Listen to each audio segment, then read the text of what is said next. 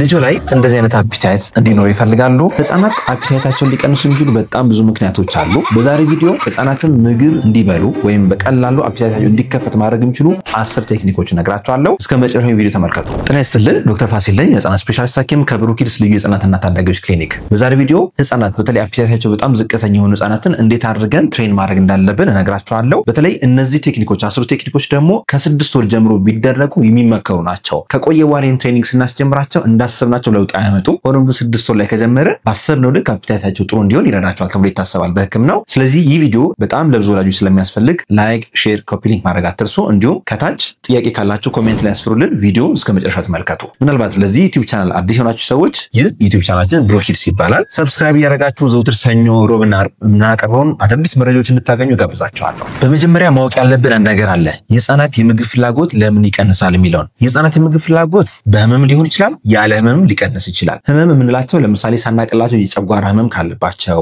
የሆድ ተውሳክ ካለ የባክቴሪያ ኢንፌክሽኖች ካሉ የኩላሊት የጉበት እንደዚህ መሳሰሉት ህመም ነክ ነገሮች ካሉ አንደኛው ይህ የህመም የምግብ ፍላጎት መቀነስ ይባላል ሁለተኛው ደግሞ የልምምድ ማነስና ልምምዳችን ትክክለኛ ካልሆነ ወይም ከምግብ ጋር ያላችሁ ሪሌሽን የተበላሸ ከሆነ ምግብ ፍላጎታችሁ ሊሞት ይችላል ይህ ልምምድ ደግሞ የሚጀምረው እንዳልኳችሁ ገና ከ6 ወር ጀምሮ ነው ስለዚህ እነዚህ ልምምዶች የትኞቹ ናቸው አሁን ዛሬ የምነግራችሁ 10 ቴክኒኮች ከ6 ወር ጀምሮ ተግባራዊ መደረግ ያለባቸው ነገሮች ናቸው እንደዚህ በዝርዝር ልንገራችሁ የመጀመሪያው ልጆን 6 ወር ላይ ምግብ ሲጀምሩ ምግቡን እንዲነካው ፊቱን እየቀባችሁ እንዲያጨማልቀው ፍቀዱለት ይህን ማድረጋችሁ አንደኛ ሴንሰሪ ኢንፑት ነው ለሱ ብዙ ነገሮችን በእጁ እንዲጨብጥ እንዲነካ ካረጋችሁት ምላሱ እንዲነካ ካረጋችሁ ፊቱ እንዲነካ ካረጋችሁት ምግብን ጽዩፍ አይሆንም አንዳንድ ልጆች የሚገርማችሁ 2 ዓመት 3 ዓመት ሆኖ ራሱ ምግብ እዚህ ጋር ሲነካቸው እጃቸውን ሲነካቸው ቆሻሻ እየመሰላቸው ይጠርጉታል ያ ማለት ለምንድን ሁሌ በማንኪያ ስለምናጎርሳቸው ነው በነገራችን ላይ ህፃናት መብላት ያለበት ቢቻል ከተቻለ ቤቢ ሌድ ዌኒንግ የሚባል አለ ያ ማለት ህፃናት በራሳቸው ምግብ እንዲበሉ ማበረታታት ማለት ነው በራሳቸው በደም ካልተመገቡ እኛ በማንኪያ ወይም በሌላም እናግዛቸዋለን መጀመሪያ ግን እነሱ እንዲሞክሩ እንዲጨብጡት እንዲነኩት ምግቡን እንዲያጨማልቁ መፍቀድ አለበት ይህ ማድረጋችን ደግሞ ለአይምሯቸው ለሰውነታቸው ለምላሳቸው ኢቭን ማቹር እንዲሆን እንዲለምዱትም እንዲፈልጉትም ያደርጋቸዋል ሁለተኛ 6 ወር ላይ ምግብ ስትጀምሩ ከጣፋጭ ነገር አትጀምሩ ጣፋጭ ነገሮችን በተለይ ደግሞ የቴምር ወይ ስኳር ያለው ነገር ወይም የታሸጉ ነገሮችን አሁን በተለይ ሴሪፋም ሴሪላክ የመሳሰሉት ነገሮች ስኳር አላቸው ያ ስኳር ለጊዜው እንዲበሉ ይረዳቸዋል በኋላ ላይ ግን 1 ዓመት 2 ዓመት ላይ ግን ጣፋጭ ነገሮችን ካላገኙ በስተቀር ምግብ እንቢላሉ ስለዚህ ጣፋጭ ነገሮችን ብርቱካን ሊሆኑ ይችላል ወይም ሌሎች ጣፋጭ ምንላቸው አትክልትና ፍራፍሬዎች ዘግየት ብናረጋቸው ቢያንስ 9 ወር 10 ወር 1 ዓመት አካባቢ ብናረጋቸው ጥሩ ነው ስኳርና ማር ግን በፍጹም ከአንድ ዓመት በታች ባትሰጡ መክራቸዋለሁ የምግብ ልምምዳችሁ ጤናማ መሆን አለበት በነገራችን ላይ ልጁ ላይ ከፍተኛ የምግብ ፍላጎት መቀነስ ካለና ምርመራ ማድረግ ከፈለጋችሁ ራሱን የቻለ ምርመራ አለው በተለይ የአይረን የቫይታሚን B12 የፎሌት የዚንክ እንደዚህ መሳሰሉትን ምርመራ ማግኘት ከፈለጋችሁ ከታች ባሉ ስልኮች ደውላችሁ በአካል ብሩኪድስ ክሊኒክ ላይ መታችሁ ማሳከም ማሳየት ትችላላችሁ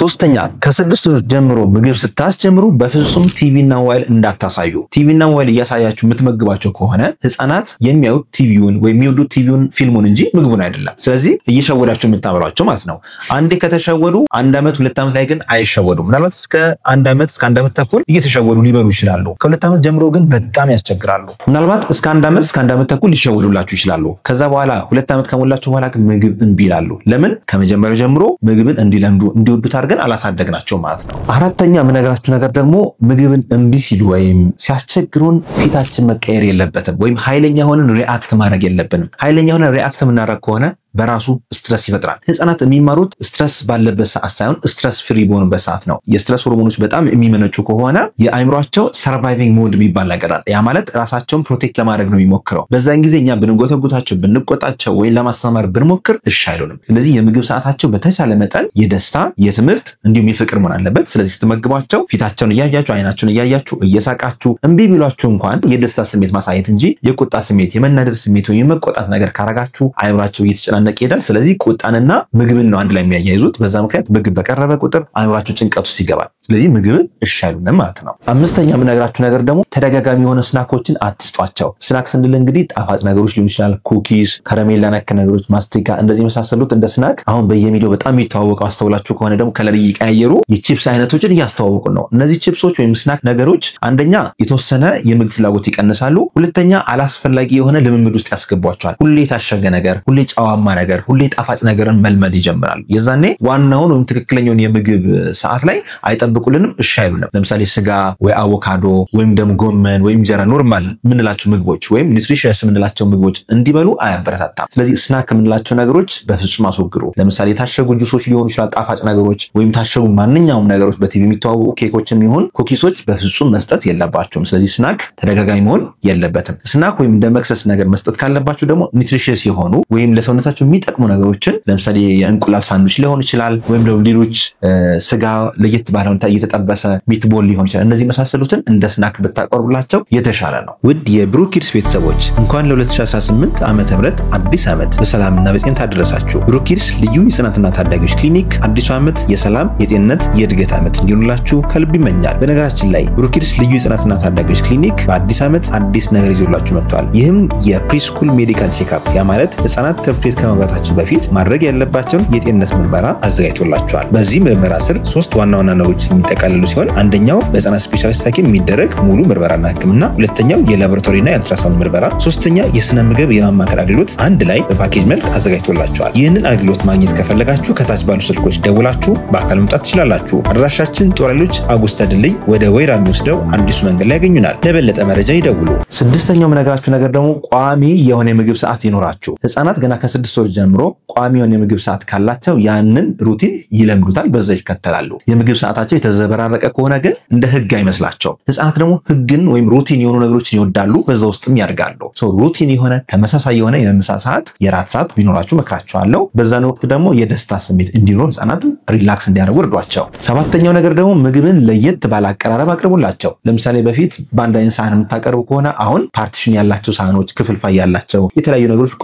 ቁጭ አርጋችሁ ከሁሉም አይነት እንዲበሉ ይጋብዟቸው አይምሯቸው ብሩህ እንዲሆን አይምሯቸው ደግሞ ደስ ብሏቸው እንዲመገቡ ይረዳዋል ስምንተኛው ቴክኒክ ብዙው ማያረጋው ደግሞ ምግብ ሲዘጋጅ ያሳትፏቸው አንድ ላይ ኢንክሉድድ ይሆኑ ለምሳሌ ገበያ ስትሄዱ ቲማቲም ሽንኩርት የምትገዙ ከሆነ ይዛችኋቸው ሄዳችሁ ግዙ ሲታጠብ አብራችሁ ጣቡ በዛው ስራ ይለማመዳሉ ከዛ ደግሞ እኛ የሰራነው ምግብ የሚል መንፈስ ይኖራል ወይም አዲስ ባዕድ ነገር ሳይሆን እሱ የሰራው ምግብ ነው ብሎ የሚያስበው ስለዚህ አብራችሁ ምግብ ቡክ ማድረግ እቃዎችን እንዲያቀብሉ መርዳት በዛ ፕሮሰስ ውስጥ ኢንቮልቭድ ከሆናችሁ መጀመሪያ ምን ትላላችሁ ዛሬ የምናዘጋጀው ምግብ በጣም ጣፋጭ ነው ዛሬ ምሳ እንበላለን እያላችሁ አይምሯቸውን ለምሳ ወይም ለቁርሱ ሬዲ ማድረግ ይኖርባቸዋል አይምሯቸው ሬዲ ከሆነ ለመብላት ዝግጁ ይሆናሉ አይምሯቸው ሬዲ ሳይሆን ዝግጁ ሳይሆን ቀጥታ ወደ ምግብ ሲሄዱ ግን ለምሳሌ ጨዋታ ላይ ነበር ልጅ ባንድ ወደ ምግብ ስታረጡት ሊናደድ ይችላል በዚህ ፕሮሰስ ውስጥ ግን ካሳለፋችሁ ምግብን መስራት ከዛ መብላት እንደ ኖርማል ፕሮሰስ ይቆጥራል ማለት ነው ክፍት የሥራ ቦታ ለህፃናት ነርሶችና ላቦራቶሪ ባለሙያዎች ብሩክ ኪድስ ልዩ የጽናትና ታዳጊዎች ክሊኒክ ልምድ ያላቸውን የህፃናት ነርሶችና ላቦራቶሪ ባለሙያዎች አወዳድሮ መቅጠር ይፈልጋል የመጀመሪያ ክፍት የሥራ ቦታ ለህፃናት ነርሶች ነው ብዛት 2 በህፃናት ህክምና 2 ዓመትና ከዛ በላይ እየሰራ ወይም የሰራች የትምህርት ደረጃው ወይም ደረጃው